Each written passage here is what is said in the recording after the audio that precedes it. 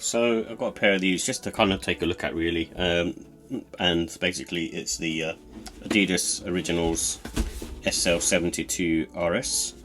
I'm not sure what the RS stands for, but I'm guessing it's probably maybe running series, but I couldn't find any information online. These were originally released in 1972, and basically they were created as a running shoe, and the selling point for this particular one was supposed to be super light, so the foam material is like an EVA foam, which I think was released mid-90s, but I might be wrong, and if not, they might have just sort of changed the technology within this particular shoe quite recently. And with the details for this, so it comes in a grey one, cloud white and crystal white colourway. And basically the sneakers themselves, I was kind of wanted to sort of see what they were like, because they're quite sort of basic in their look, but it was one of those ones where I kind of grabbed it to sort of see, you know, what all the fuss is about, because it's sort of newly, well, I suppose newly retroed model. And like I say, it's supposed to have like an EVA midsole, that's what it says online, and then feeling it, it feels sort of quite sort of soft to the touch, especially up on the further part here, this sort of grey part. But this one here does feel a bit kind of, you know, on the midsole it does feel sort of squishy and soft. Not to the extent of, obviously, you know, to like I suppose a New Balance sneaker, but it's still okay. And then you've got like a gum outsole. And the price on these are £80.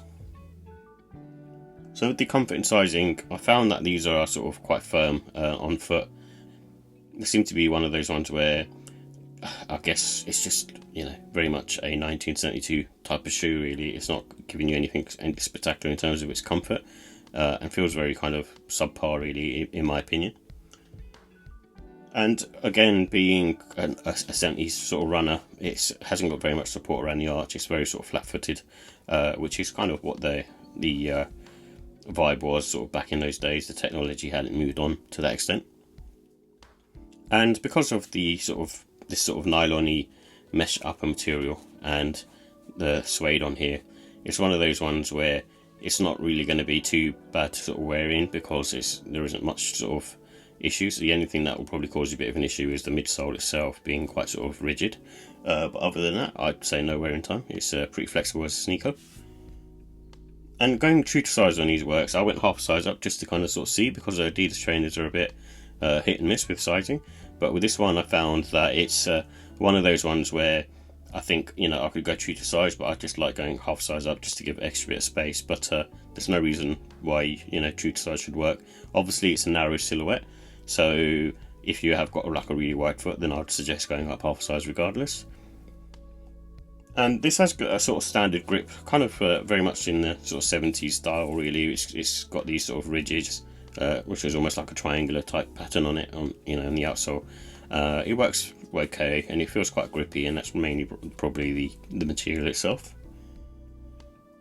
So with the look and style, this is obviously a classic Adidas Originals type styling and trainer, and very much which what I suppose the bread and butter of what Adidas are sort of known for. And this one is sort of no different. It kind of fits within that realm of sort of standard basic trainers from Adidas. And it's a good one to rock spring summertime, mainly because of the fact that it's sort of very, very breathable. Obviously this nylon material isn't the nicest in terms of its comfort, but it's very thin, so it does have that going for it, and it does feel, like I said, lightweight. And it's a good one to sort of rock casual and even sort of smart casual, because these ones are, again, sort of aged quite sort of elegantly really, where they're quite sort of basic looking and not got too much in terms of its design, in terms of its panel. So you can wear these easily, you know, out and about, and wear it with sort of chinos and a jumper and that kind of stuff, and it should be fine. And basically it comes with the grey laces in there, but there's no reason why you couldn't put in sail or white laces, you know, kind of thing. So that should be fine, but you know, you can play around with it, and this does come in different colourways as well. So with the final thoughts, I like the fact that it's lightweight. It does what it says on the tin, and it does feel very light on foot.